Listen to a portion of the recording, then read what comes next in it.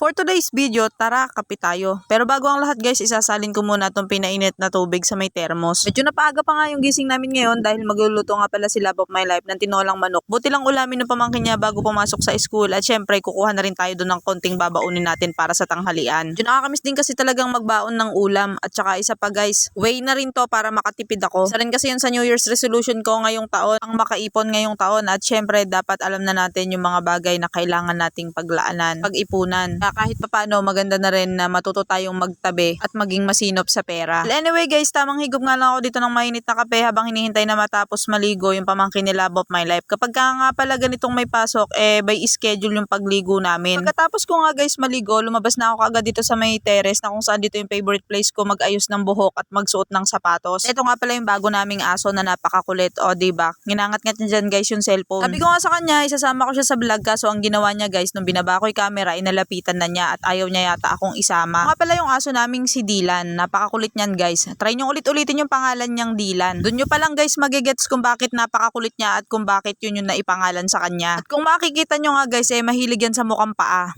Ay sa paa guys. Mahilig siyang mag-amoy-amoy ganon tapos kakalakaladyain ka niya. So ayun nga't napagod na rin siguro siya at nanahimik na rin sa isang tabi. Ito na nga rin pala yung baon ko guys na i-prepare ko na nga rin. Tama nga pala yung baon kong ulam ngayon dahil medyo makulimlim nga yung panahon. At makikita nyo ang hagod na naman dito yung buhok ko. Asahan nyo guys hanggang mamayang hapon hindi yan matitinag.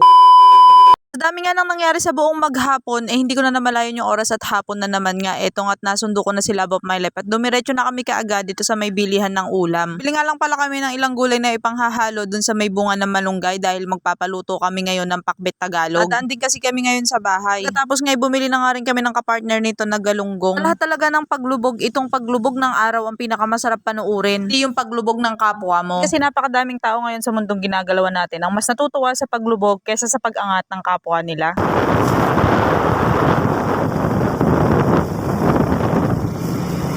Ganda no?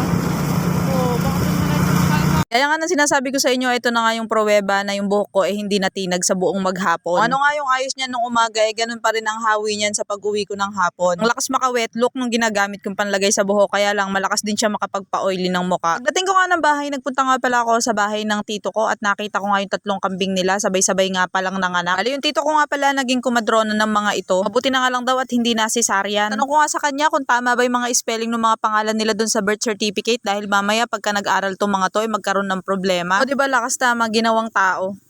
Ampun niya na rin po isa, oh. Kaporma, nakabural pa nga yung ano nung kambing.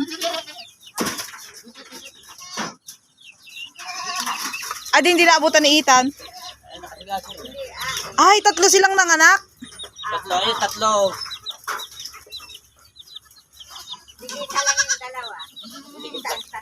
Kapormahan, oh.